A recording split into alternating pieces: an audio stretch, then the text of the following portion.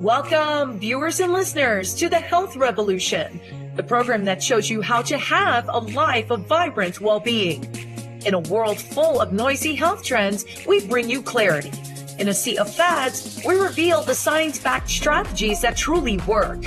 We explore physical strength, emotional resilience, and mental mastery. These are the keys to an enriched life. Join us for inspiring interviews with champions who conquered life's health challenges, fueling your journey. Are you ready to unlock your potential? To live with vitality and purpose? Then join the Health Revolution. I'm your host, Adriana Morrison, health and fitness expert, speaker, and a mom who understands. Let's embark on this transformative quest. Together, we're about to change the game, starting now. The information provided in this show is intended for educational and entertainment purposes only. Viewers should use their own discretion and consult with a healthcare professional for personalized guidance and recommendations. Welcome, everybody, to the Health Revolution. I'm so excited that you are joining us today. I'm your host, Adriana Morrison, and no matter which way you are tuning into us, please do not forget to hit the subscribe button. We want to stay connected to you. And at the bottom of your screen, please do not forget that we've got some important and relevant show notes that pertain to today's very important episode. We don't want you to miss any info. Getting right into things, what would happen if we led an alcohol-free life? How much impact does alcohol have on the human body, and what type of a domino effect does this have? Where can we go from where we are today? My guest today is someone who is well-versed in this area because she guides others to have the most optimal life possible covering this area. I can't wait for you to get to know her. First, check this out. Meet Elly Young, a dedicated alcohol-free life coach and expert in hormone balancing. After navigating a decade of gray area drinking while raising her family, Elly embarked on a transformative journey. Now, thriving in her 40s, she celebrates over 3 years of alcohol-free living. Elly's mastery of cycle syncing and biohacking, tailored specifically for women, has propelled her into a realm of vibrant health and well-being. Through her online courses, personalized coaching, and podcast, Find Myself Free, Understanding Your Hormone Health and Drinking, Elly empowers women to break free from the grips of alcohol, harmonize their hormones, and achieve optimal wellness through cellular healing. With a firm belief that women deserve to thrive at every age, Elly guides her clients to reclaim their health and vitality. Today, we are diving into the belief that life beyond alcohol can be richer, more fulfilling, and full of endless possibilities. Elly Young, welcome to the show. How are you? I'm great. Thank you so much for having me. This is really cool. Let's dive right into it.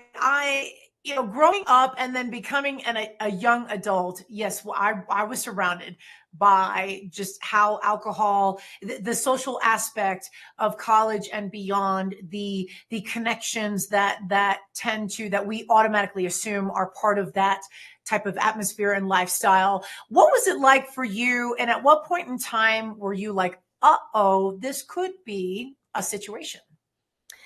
Yeah, I think that the binge drinking scene is completely normalized in college and early adulthood with, happy hours and this belief that drinking is kind of this sophisticated way into adulthood. And when my drinking took a turn, I would say, from what most people would call, some people's relationships, they say, oh, I'm just a social drinker. It's benign. I only go out and celebrate with friends. Is when I hit motherhood is when it turned into much more of like a coping mechanism. And again, this belief was still conditioned into me by society that like, hey, the mom job is really tough. Here's your bottle of wine to get through it. You deserve this drink at the end of a long day. And that's definitely that shift in my drinking was where I started to notice a bit more of a dependence on it. But again, it was so normalized that I never questioned it. It was actually really encouraged to be a drinker as a mother. And, I think about, say, my 20s and my 30s. I became a mother in my 30s. And, there were certain aspects of the physiological impact of drinking, maybe, not feeling great the next morning, hangovers, headaches, and the sluggishness that took place. And, were there points along the way where it was a gut feeling of, okay, let me rethink this? Were there some effects of the just overall drinking that were starting to catch your attention that maybe you didn't catch in the very beginning? Sure. Yeah, definitely. I became so accustomed to having a hangover, and I think a lot of women are as well. I was living with like a chronic level of anxiety and mild depression, although I wouldn't even characterize myself as being anxious or depressed. I'm an athlete. I was a college athlete, so I often would punish myself with exercise to kind of sweat out my sins of the night before. I took a ton of supplements. I was always watching what I ate, but I was still rewarding myself with the alcohol. So it was this cycle of kind of work hard, play hard, and always kind of course correcting the next day. And I didn't understand how much better I could feel. It really took me getting alcohol free for over a month to see the perspective and be like, oh, I didn't have to feel that bad all the time. Yeah, there were brutal hangovers. There were memory loss. Like I definitely had blackouts throughout my drinking. I tried a number of times to take a break, and I often could do it, but I felt so deprived, like I was missing out. And I was kind of miserable thinking like, why can't I do this? I thought it was just a matter of taking a significant break and then I could go back to drinking, and that that I could thread the needle, that there was this specific amount that I could drink and be okay. And I tried everything. I tried counting my drinks. I tried only drinking on the weekends. I tried not drinking hard liquor and only drinking wine. So this is a trend that most women go through when confronting their relationship with alcohol. They start with like making a bunch of rules for themselves. And so there's a lot of mental gymnastics, and it starts to occupy a lot of your brain space.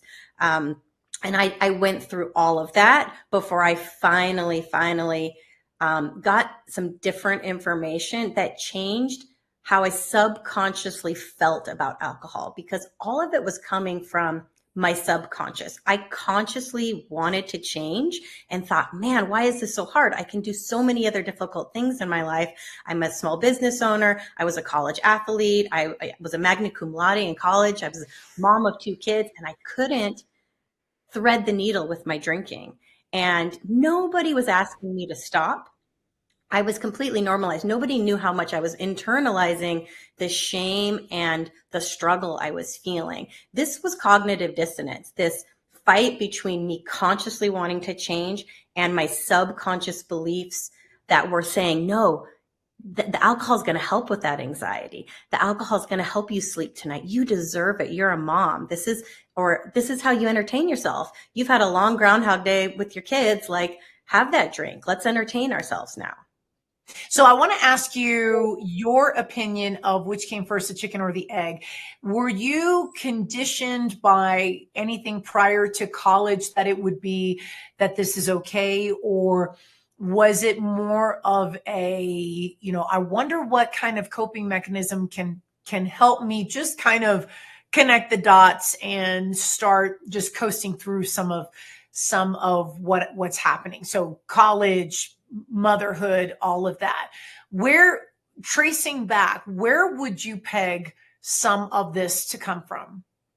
I would say it's the culture in general is one that celebrates alcohol. I mean, I really can't think of one event in life where alcohol isn't, offered or celebrated, from kids' birthdays to funerals to any type of sporting event celebration.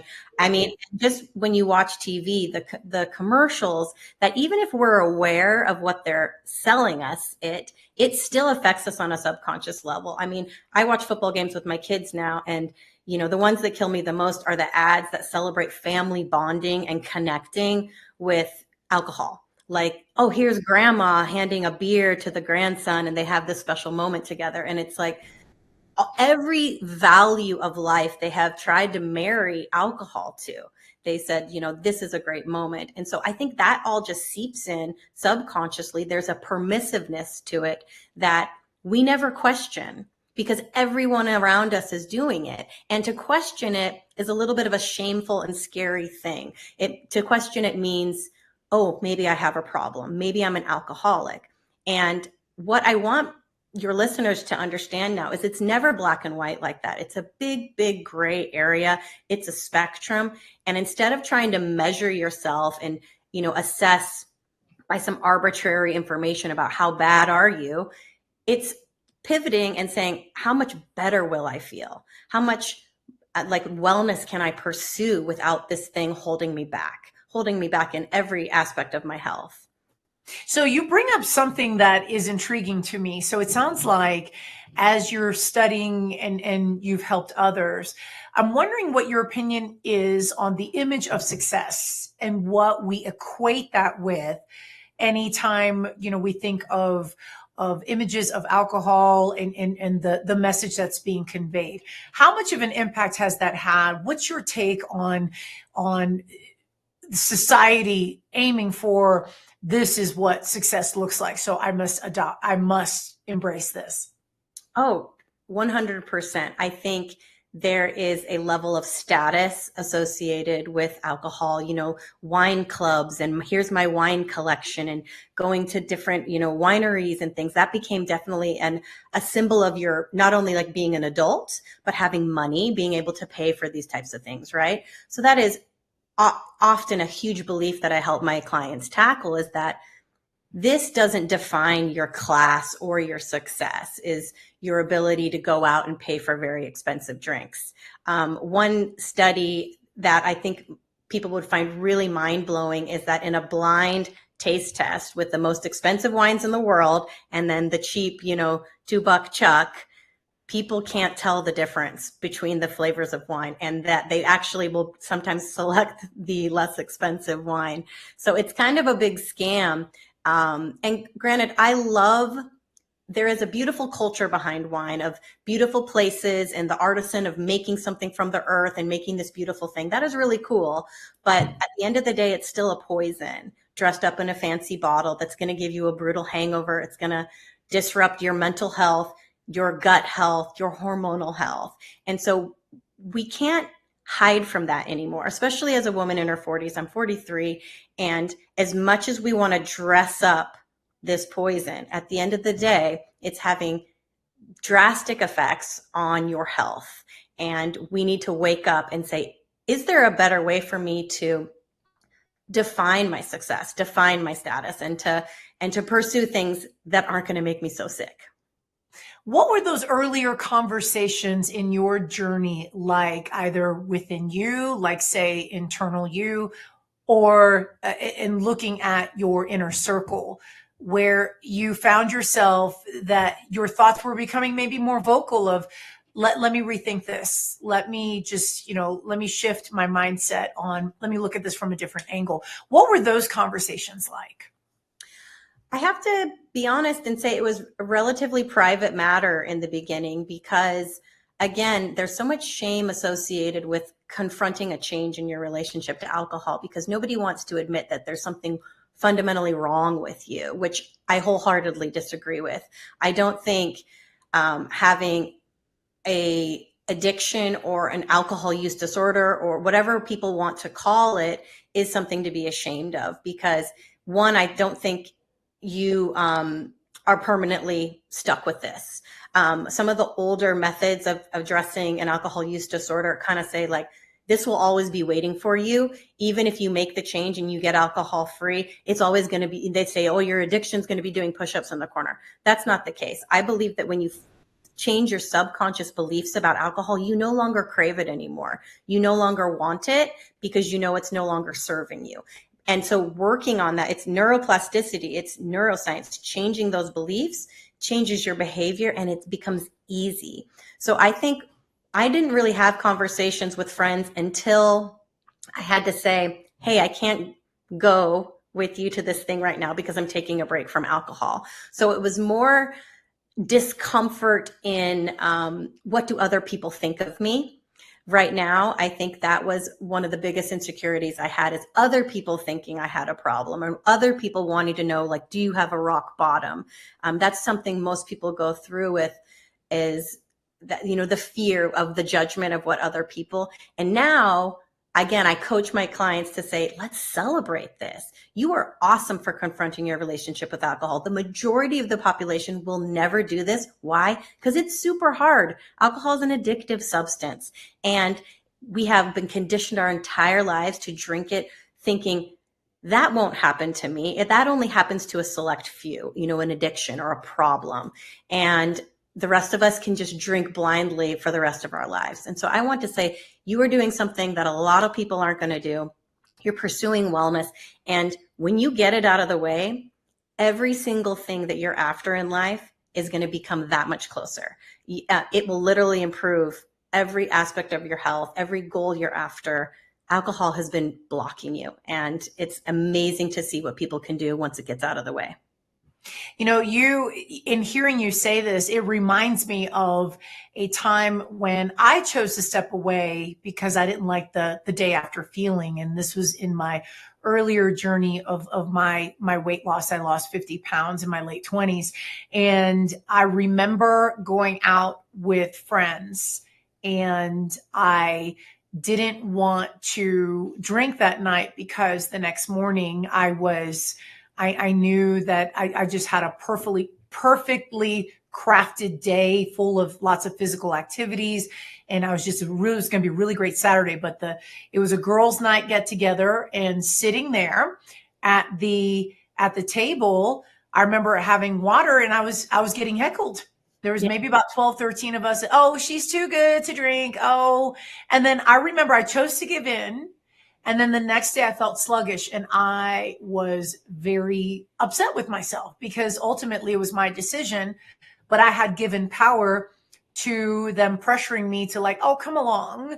And I remember thinking I cared more about their opinion back then than anything else. Nowadays, when I don't drink, I own it. I take ownership and I just say, you know, I don't like the day after feeling because there's too much to do the next day. And so that just reminds me, have you had the moments where you really had to put your foot down and say, here's my line in the sand, inner circle, or, you know, friends around me or family? Did you have moments like that where you had to really use your voice and say, not gonna?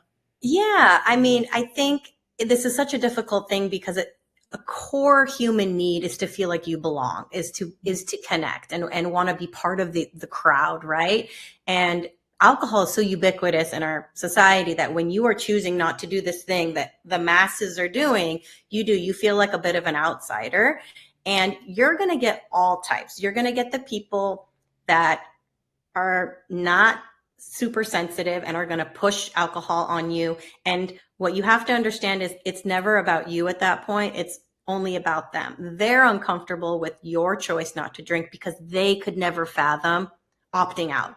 And so you have to just not take it personally and hold strong in your decision. You're also going to get really supportive people who are going to be really curious because they're like, yeah, me too. I would love to cut this out. How do I do that? And so they'll ask really, you know, questions about, hey, how are you doing this? And then you know, get to have really authentic, cool conversation with people and be like, yeah, it's not easy. This is tough, but you know, here's how I do it. And I have to be very careful with my friends because it's funny because you don't want to step on any toes. You don't want to tell anybody what to do. But at the end of the day, when I see them struggling with their health, and when I see them not being able to get up and do the workouts that they promised to themselves or participate in their kids' lives in the way that they want to because they're hungover, I have a hard time keeping my mouth shut because I know what's going on there. Or if they're complaining about their hormonal health, which everybody is these days. They can't lose weight. They have brain fog. They can't sleep. And I'm like, well, did you drink a bottle of wine last night? Have you thought it might be that, So yeah, it's a difficult thing. The social world is one of the things that you have to overcome. You have to retrain your brain that you can have a good time without alcohol. And this takes practice. There is lots of awkward moments, but once it starts happening for you, you're going to feel like, I can't believe I waited this long. And everything becomes that much more vivid because at the end of the day, alcohol is a sedative. It takes your prefrontal cortex offline. It dulls your senses. It dulls your taste buds. So you are taking in less information. That's why our memories get fuzzy. That's why we black out. And so when this belief that alcohol is going to heighten an experience and help you connect isn't true.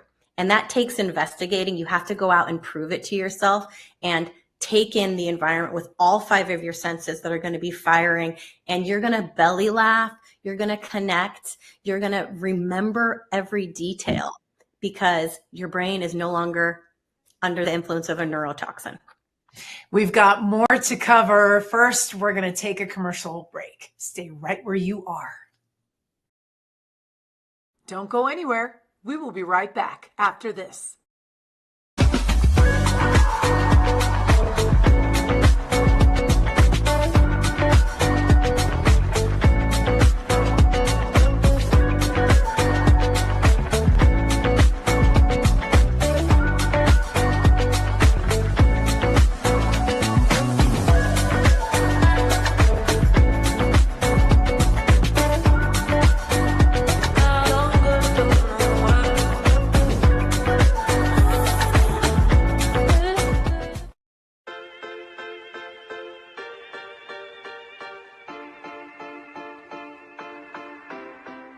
Hello, health enthusiasts. It's Adriana here on Fit Bites. Today we're diving into the fascinating world of gut health and our microbiome. Let's explore how nurturing our gut can boost our overall wellness. Our gut microbiome is a complex community of bacteria, fungi, and viruses that live in our digestive tract. It affects everything from digestion to our immune system and even our mood. So, how do we keep our gut happy? First, diversity in our diet is key. Eating a wide range of fruits, vegetables, and whole grains feeds the beneficial bacteria in our gut. Probiotics are also vital. Foods like yogurt, kefir, sauerkraut, and kimchi are rich in live cultures that can help balance out our gut flora. Fiber is a microbiome's best friend. It's not digested by our bodies, but it's used by our gut bacteria to thrive and multiply. So load up on fiber-rich foods. Also, remember that hydration plays a role. Drinking plenty of fluids maintains the mucosal lining of the intestines and keeps the gut bacteria healthy. Lastly, limiting stress is crucial, as stress can negatively impact your gut health. Practices like regular exercise, meditation, and proper sleep can help manage stress effectively. Incorporate these steps into your daily routine, and your gut will thank you. Stay tuned for more Fit Bites, and here's to a healthy gut leading to a happier you.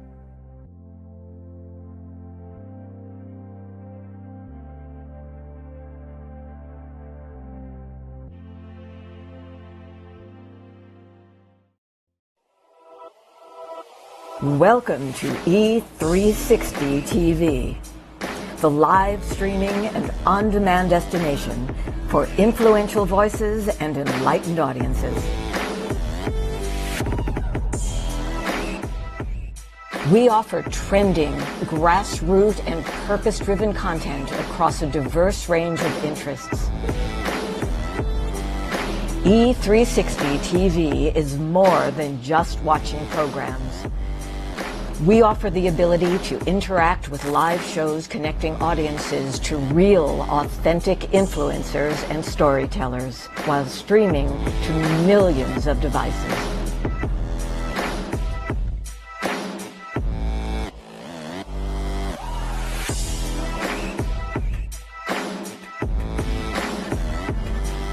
real experiences, raw conversations, one destination for it all. E360 TV. Welcome back to the Health Revolution. Welcome back, everybody. My guest today, Elly Young, alcohol-free life coach. We are talking about what would happen with our health if we were to step away from alcohol. And, you know, Elly, as we were in the very beginning of the show, in the intro, we were saying that the gray area of drinking, we were highlighting that this was an area that you recognized that you went through. Can you talk a little bit about what gray area of drinking is and how common is it? I would say the majority of drinkers are gray area drinkers. You know, we have kind of black and white defined problems with alcohol, or, you know, what people would call a problem. And usually that is, you know, defined with like somebody who has like lost their job or has a DUI or is, you know, sitting on the corner with a brown paper bag, right? That's what we say, that those are the people that have problems. Yet everybody else who is drinking a bottle of wine a night, waking up with a hangover and still going about their life, they're fine.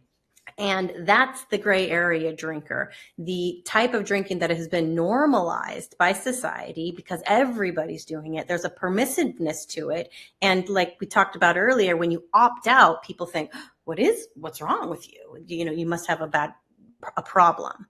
And so unfortunately, unless the guardrails of society have coerced you into not drinking, most people never approach a change in their relationship because it is completely normalized, and the health detriments that are happening, they're not necessarily associating those with alcohol. They just think, oh, I woke up tired this morning again. And like, man, my hormones are all over the place. And so they never make the association that it's the alcohol, the thing that everybody's doing all the time.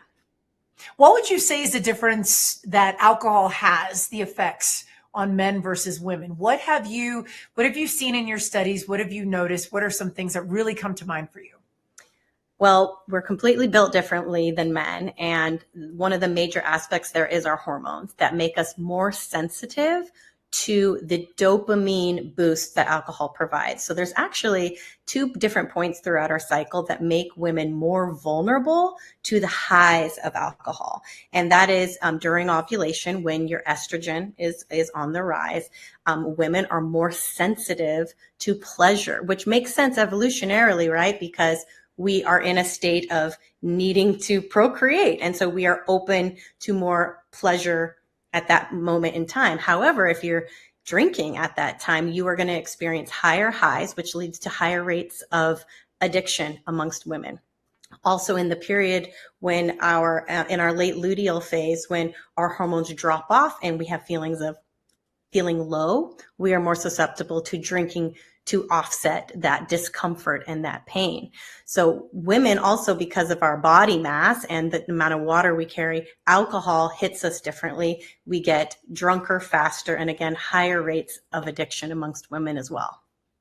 So talk about the connection with hormonal imbalances and then the rates of drinking with women. What are some trends to be on the lookout for? Are there any indicators, early indicators that, you know, we have to say as women, pump the brakes on? What's your take on that? Well, a lot of women don't know that alcohol is actually a carcinogenic. It is a cancer-causing substance, and specifically for hormone receptive cancer, so ovarian, breast, it 100% raises your risk of cancer in a scary way. How this happens is that a lot of people don't know that estrogen needs to be detoxed from our systems.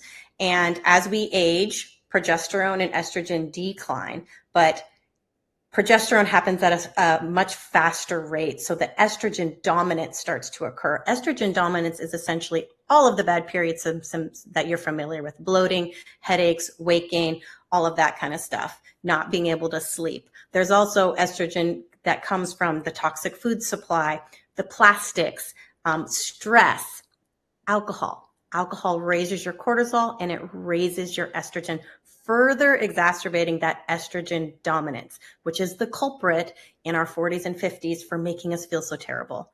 And a lot of women just aren't aware of that. Also, when you're drinking, liver can't detox the excess estrogen out of your system because it is prioritizing detoxing alcohol.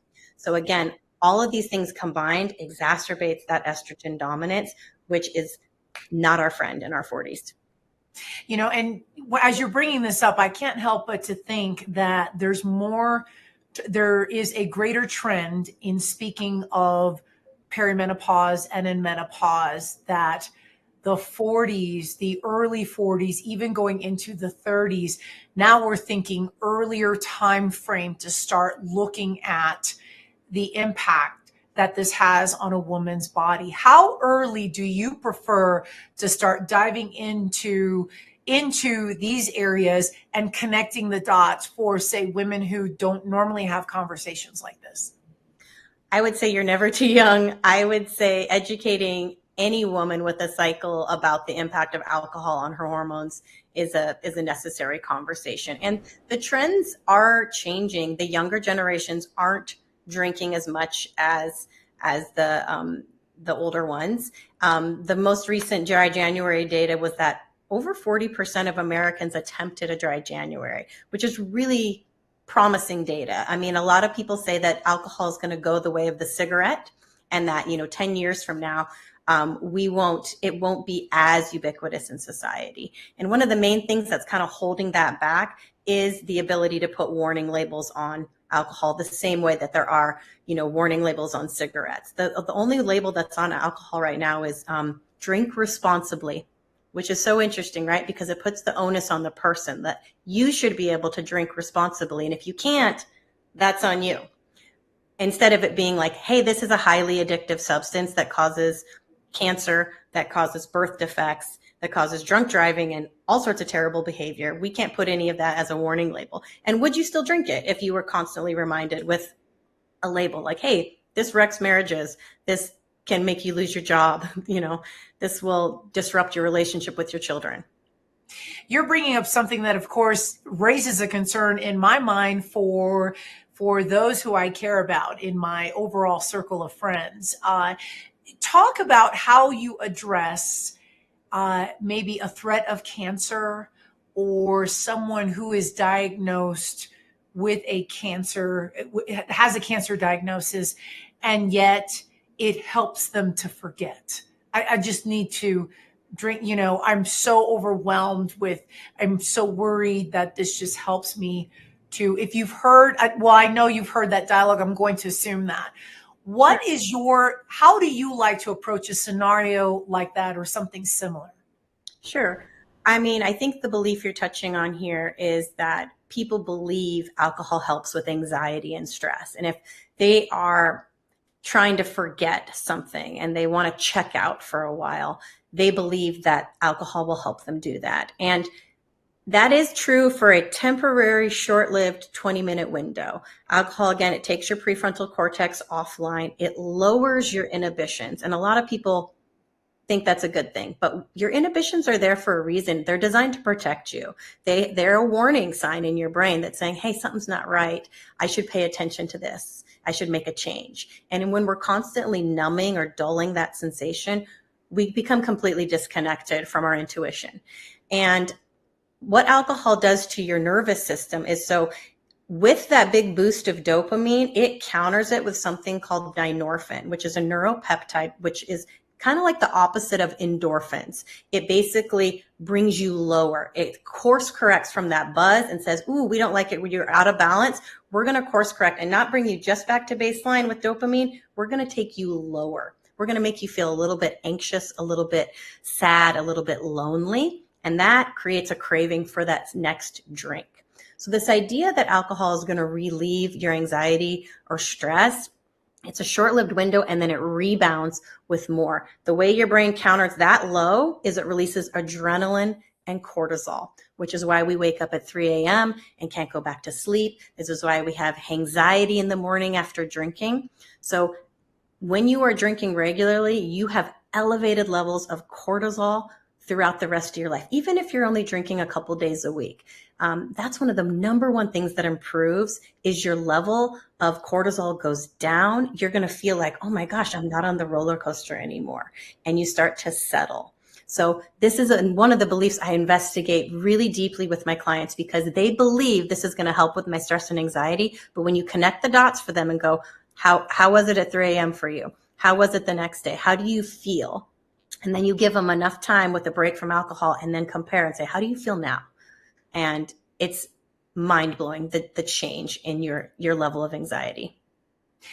What is and I know that there's a bunch of variables that come to mind as I'm about to ask you this question, but when you talk about someone, so when someone chooses to step away and the amount of time that maybe that they've been drinking just over the course of time, what are some promising or maybe some alarming trends in how the body is going through that healing process, bouncing back? What are you noticing in terms of someone's level of health?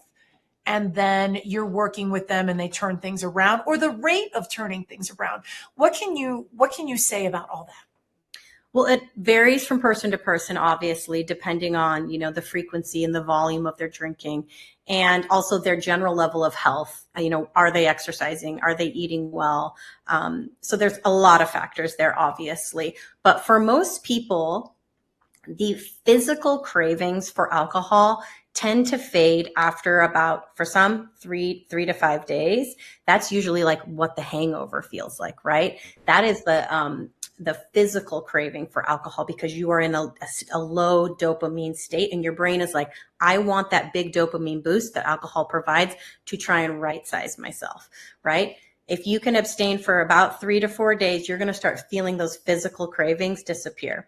What happens next? The mental cravings kick in. All of those subconscious beliefs that we talked about that keep you believing you need alcohol. I need it to help me relax. I need it to connect. I need it to come out of my shell.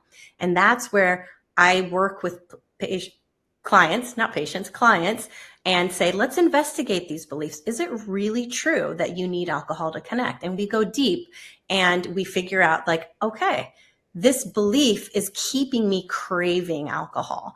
And when you can debunk that and replace it with a new belief, like I don't need alcohol to connect.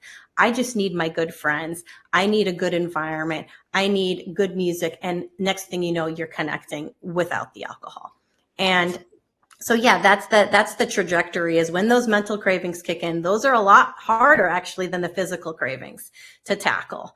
But the health benefits that kick in, your sleep is one of the ones that returns because when you are drinking, you are basically chronically sleep deprived. Alcohol deprives you of your deepest level of sleep, your REM sleep. That's when all of the clean out of your brain happens, all of the emotional regulation, all of the learning, all of the memory storage. So when you start getting real, deep, restorative sleep, it can be a game changer. Sleep is at the top of every other health aspect. So when you start sleeping, you're going to feel amazing.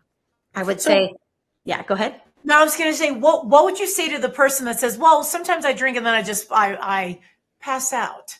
So yeah. How would you, what is your take and your learning in terms of what this means versus the body's natural circadian rhythm? Yeah, it's confusing for people because alcohol is a sedative, but sedation is not sleep.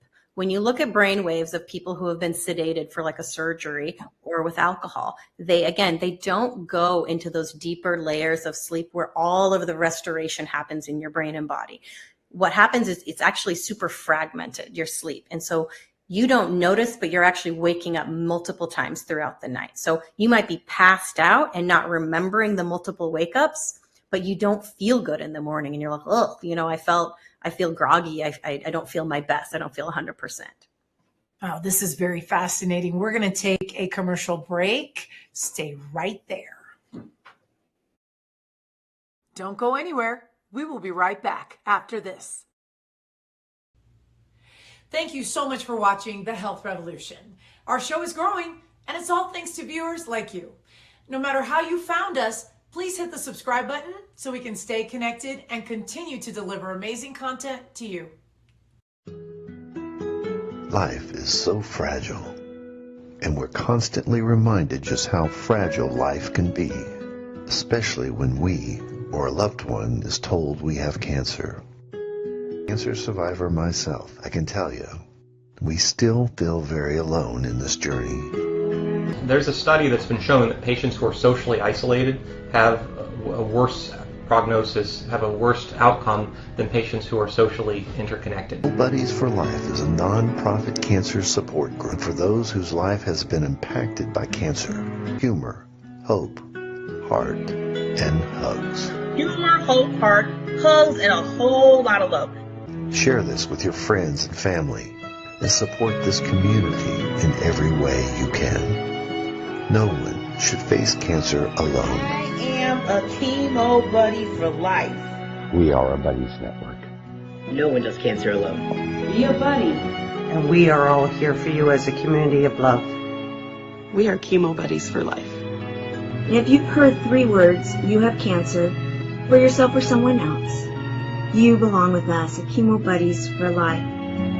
Healing through connections.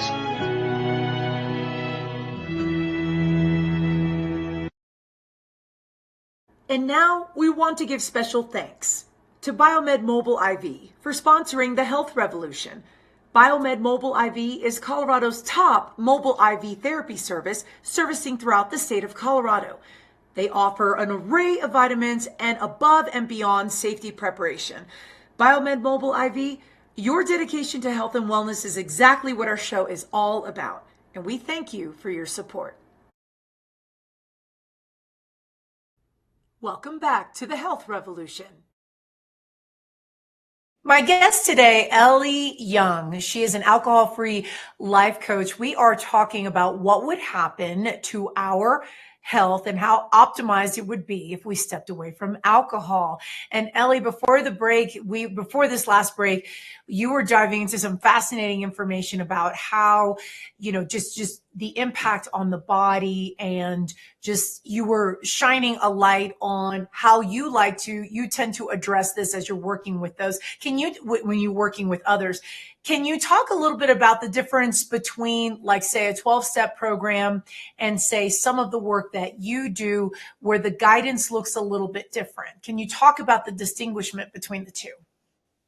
Sure. So the basis of my program, and it's like a 3-part system, is it really comes from neuroscience, this idea that you can change your behavior by working on your subconscious thoughts. So it's a 3-part system. Step 1, I call subconscious cracking. So we're literally like kind of getting into our subconscious and pulling out those beliefs that we haven't questioned or examined, these things that we've been conditioned to believe about alcohol for our entire life. And we examine those. We start to go, is this really true? Does alcohol really help with my stress and anxiety? And then when I explain the science to you, and we find out, whoa, it's actually raising my cortisol, raising my adrenaline.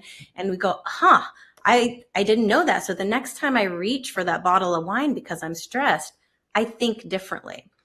And that takes time. Again, you have to recondition a new belief and say, that doesn't help with my stress and anxiety. A walk around the block with my dog, seeing the sunset, taking a breath break. These things actually help with my stress and anxiety. So the yeah, go ahead. No, I was going to say, for me, it's fascinating that that you've really gotten granular with doing a step-by-step guide. And I just want to talk a little bit about some of the programs that you have to offer when you are working with someone. So is it in person? Is it virtual? Like, how can you share more about that?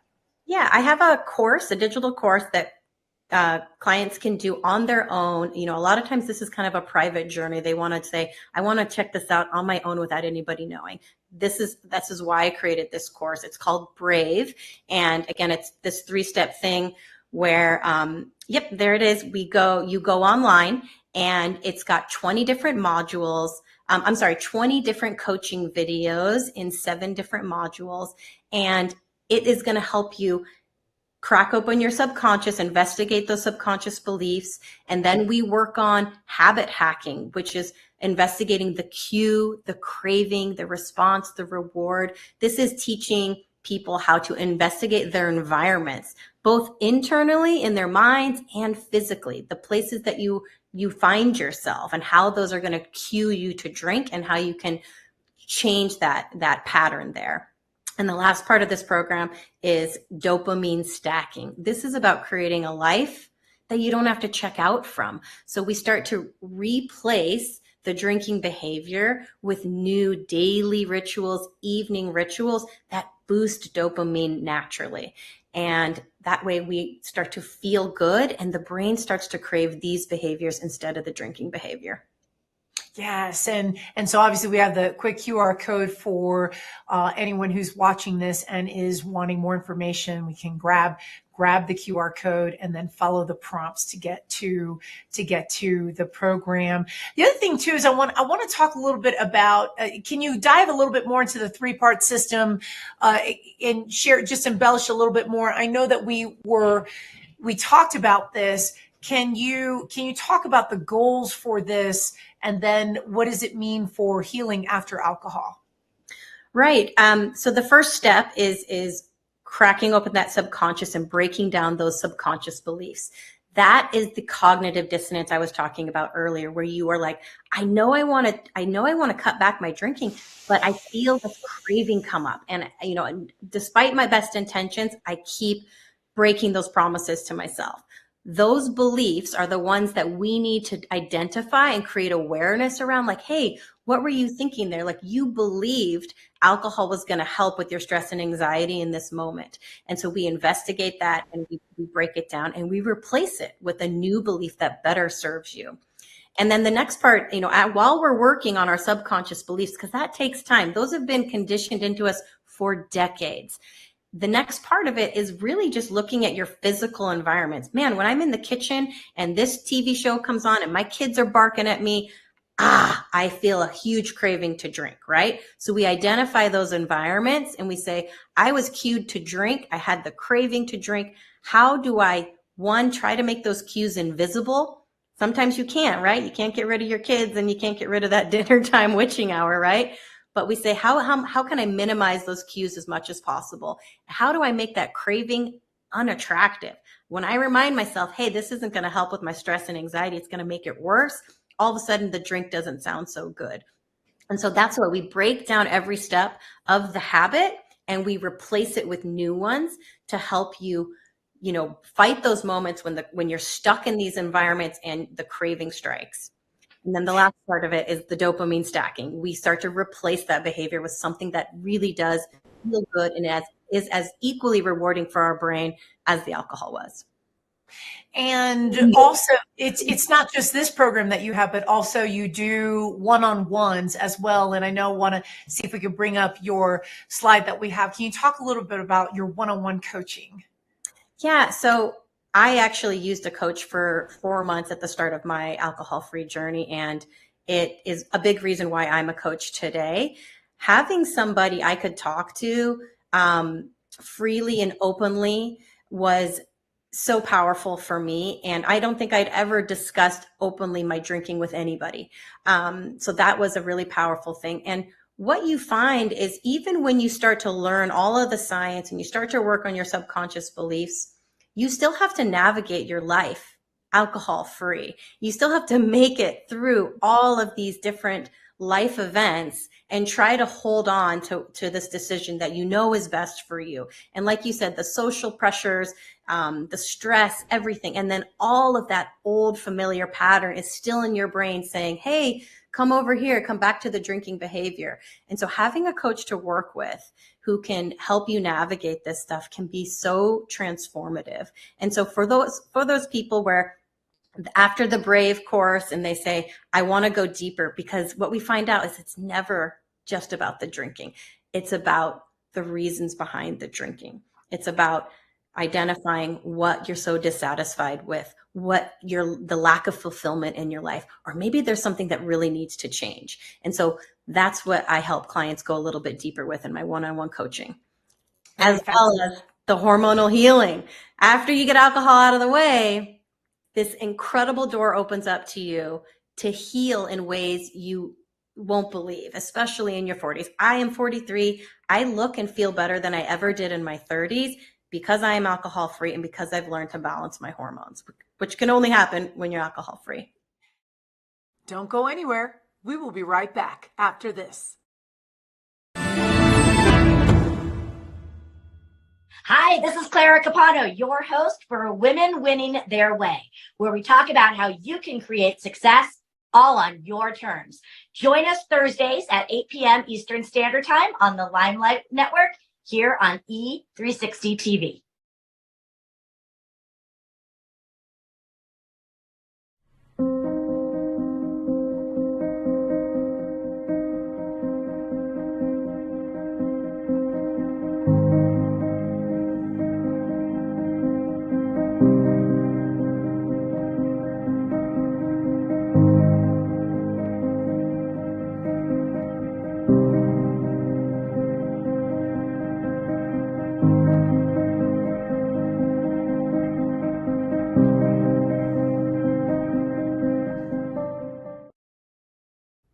Welcome back to the Health Revolution.